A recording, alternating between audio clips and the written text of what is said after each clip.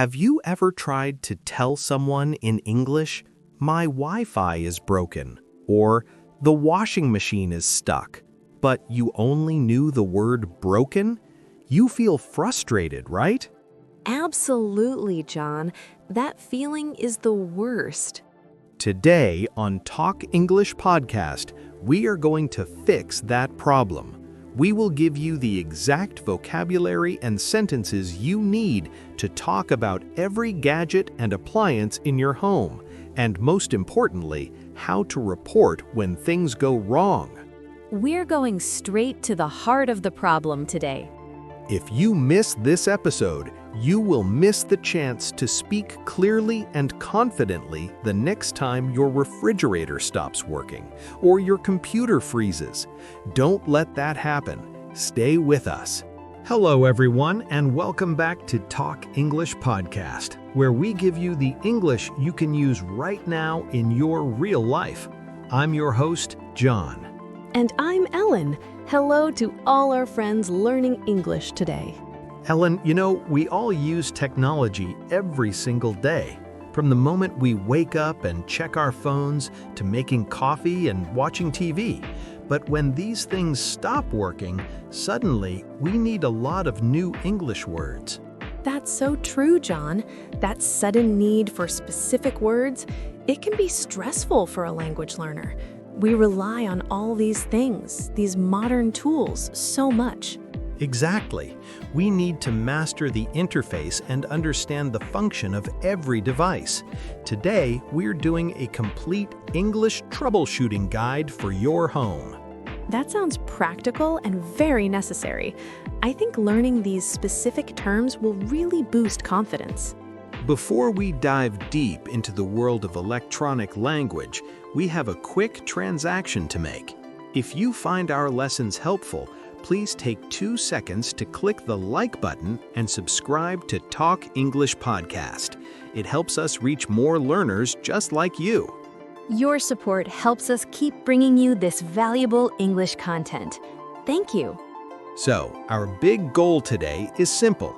We want you to leave this episode able to discuss your home environment and the surrounding software and hardware with native English speakers. This is real-life English. We will talk about updates and changing settings. Let's start with the kitchen, Ellen, the place where many important appliances live. What's the biggest electrical device we have there? Well, the refrigerator is definitely the biggest. It keeps our food fresh. It's essential. Right. And then, for quickly heating food, we use the microwave. When we're busy, the microwave is a huge convenience. Speaking of cleaning, my least favorite chore is cleaning dishes. I am so thankful for the dishwasher. It makes the job so easy. I agree. And when it comes to keeping the floors clean, we use the vacuum cleaner. You need to regularly check and empty its filter to keep it working well. Oh, the filter is important. We also have the washing machine for cleaning clothes. But if the washing machine isn't properly connected to the outlet, that small hole in the wall where you get electricity, it won't work. Good point. So you must connect the power cord into the outlet and make sure the plug is pushed in completely. We have so many things plugged in now. Now, let's talk about a smaller gadget, the toaster. It has a simple function. It makes bread crispy. How do you prepare your toaster? I usually set the temperature to a medium level. Then I push the lever down. It's a simple process. Notice how we are using simple English words to describe complicated appliances. It's all about the key vocabulary. You might need to adjust the temperature depending on your bread. That's right. And sometimes you have to empty the crumb tray in the toaster. It gets full of small, burnt pieces. We also have to fill the water reservoir on the iron before we can use it to smooth our clothes. These actions, empty, fill, adjust, are essential verbs for managing your home.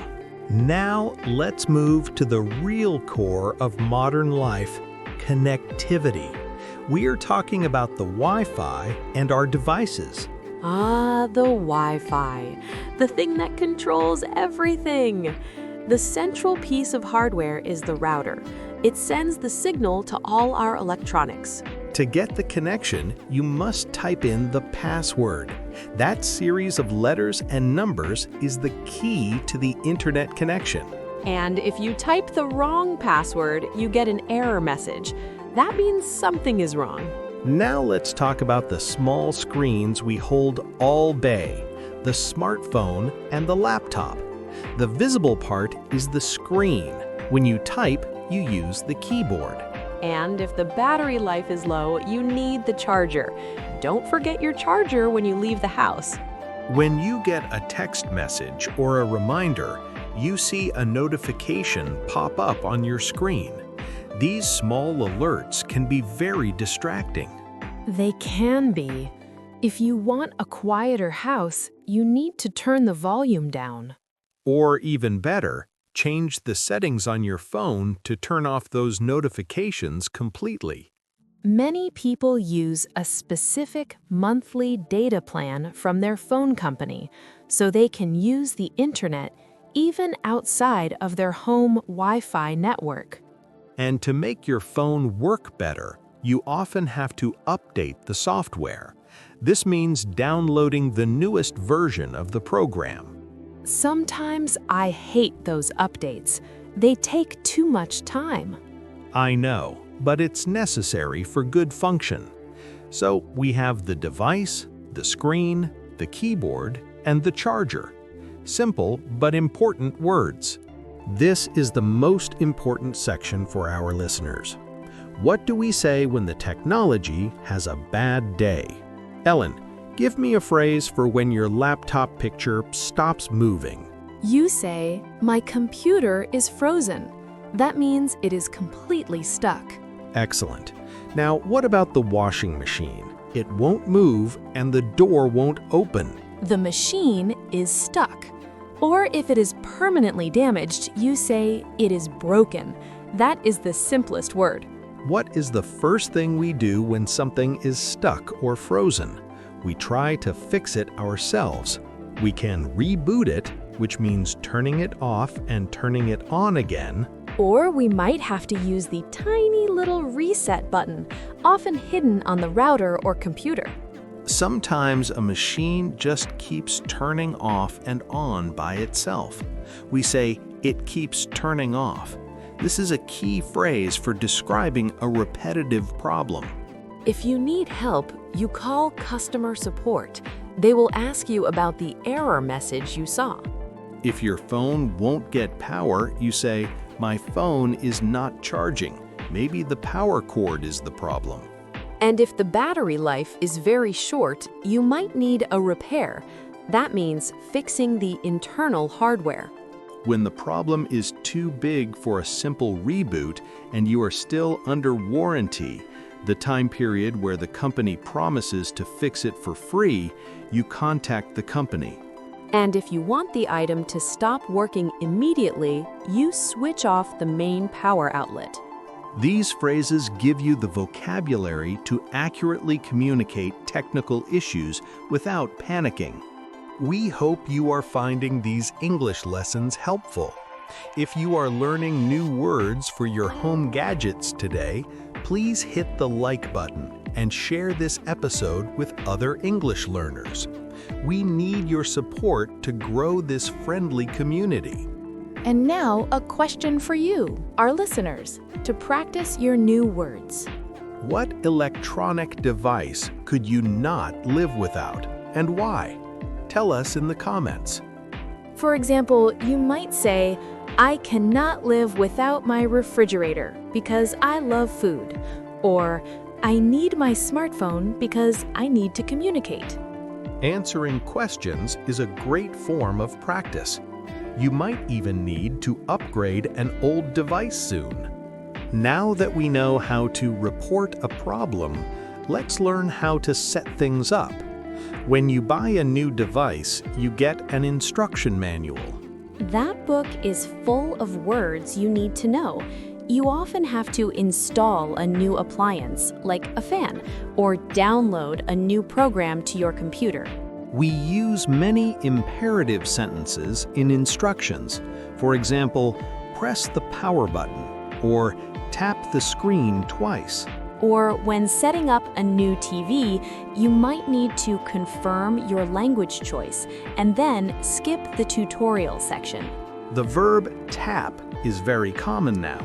It means a quick, light touch on a screen. It's different from pressing a physical button. If you are using your washing machine, you must pay attention to the capacity. Don't fill it too much. The capacity is the maximum amount it can hold. If you put too many clothes in, the machine will not function with efficiency. When using a coffee maker, you need to fill the tank with water from the tap. And then you need to adjust the temperature settings on your oven or air conditioner. The manual will tell you how to do this. Sometimes the manual will tell you to empty something, like a dustbin, before the machine can run again. You need to confirm that you have followed every step before you start the machine. Sometimes, if you skip a step, the device won't work. These instructional verbs are great for everyday communication, not just for devices. Wow, Ellen, we covered a lot of ground today, from the refrigerator to the Wi-Fi router. Let's do a quick review of the most important words we learned. We started with the basic parts of the home, appliances and gadgets. Then we moved to the actions: install, download, and adjust the temperature. And what to say when things go wrong, frozen, stuck, or needing a reboot or repair. And the items we use: power cord, charger, keyboard, and checking the battery life. This vocabulary will certainly increase your net worth of English words. A very useful investment. Now, for one final tip for our listeners. To ensure you are truly fluent in these new words, try to write down a simple instruction for yourself using 5 words we taught today. For example, always plug the microwave into the outlet before you use it, or reboot the router if the connection is slow. And we have one more question for your practice. What is one new English word you learned today that you will use this week? Leave it in the comments below. John, this was an incredibly practical episode. Thank you for walking us through the world of home technology. Thank you, Ellen, for sharing your expertise. And thank you to everyone listening to Talk English podcast today. We hope you feel more prepared to manage your smart home in English. Remember, learning a language is a marathon, not a sprint. Consistency is key. So if you haven't already, please subscribe to Talk English podcast now. We release new episodes every week to help you get fluent. And please share this podcast with any friends or family members who are also learning English. Your feedback helps us improve. We love being part of your learning journey. Have a wonderful and technologically smooth week. Bye-bye. Bye, everyone. See you next time.